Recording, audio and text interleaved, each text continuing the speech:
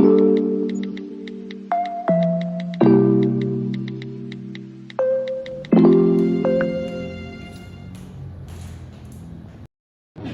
si Vika ya? Gue penasaran banget lagi sama dia. Soalnya ya gue lihat di kampus, dia tuh kayak anaknya seru banget. Terus kayak dia tuh nyapa semua orang gitu loh. Tapi nggak tahu juga ya. Hati-hati deh lo ketipu sama kesan awalnya doang. Apa sih itu namanya? Halo efek. Halo efek ya. Udah ada sih. Tapi ya sekarang gue mau sama dulu ya. Sorry banget ya. Iya nggak apa-apa. Lo Vika ya? Kenalin dong, gue Milea. Gue anak Ilkom UPN juga by the way. Terus gue liat-liat lo di kampus kayak seru banget gitu.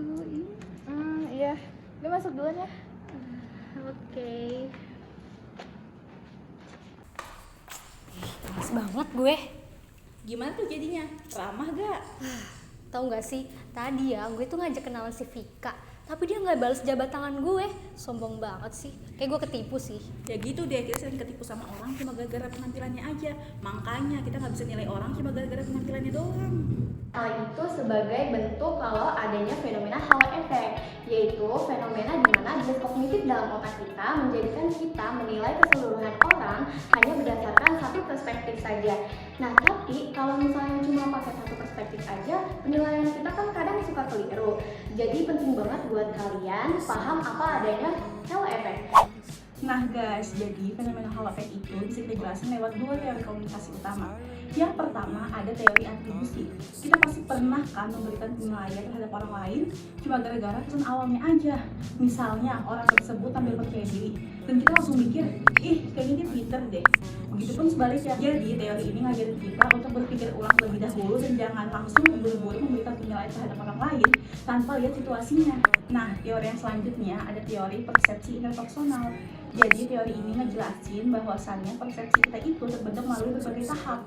Nah, selanjutnya kita akan jelasin mengenai berbagai pilihan seseorang terhadap fenomena halo efek.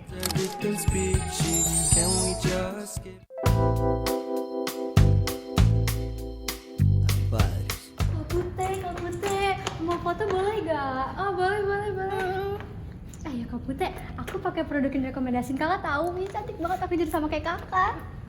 Oke, aku duluan. Lihat sini. Oh iya, guys, jadi barusan itu pilihan pertama dari Halo efek, namanya akomodatif.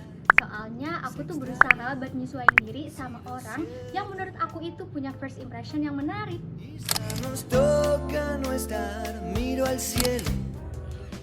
Lihat deh itu si Misal, mukanya kok jutek banget ya, dia kayaknya sombong ya. Iya, dia tuh biasanya tatapannya sinis banget tahu ke orang-orang. Mau kita ajak siapa lagi ya ke kelompok kita? Soalnya udah nggak ada orang nih. Apa kita ajak si Misal aja?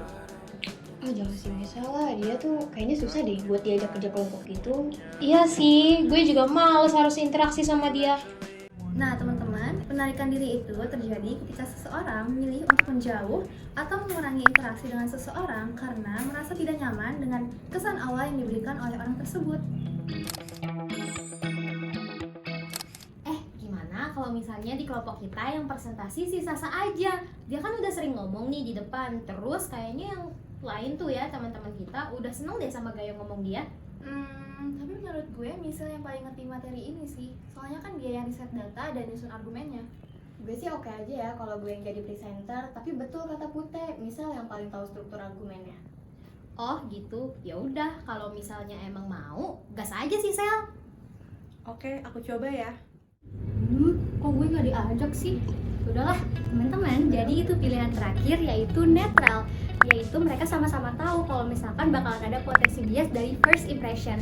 Makanya mereka sama-sama nahan dan berusaha buat gak terpengaruh, terus milihnya secara objektif deh. Nah, rekomendasi dari aku tuh, kalian bisa menilai seseorang bisa lebih objektif dan adil. Karena kita semua perlu tahu bahwa yang kelihatannya dari luar nggak nunjukin siapa mereka sebenarnya.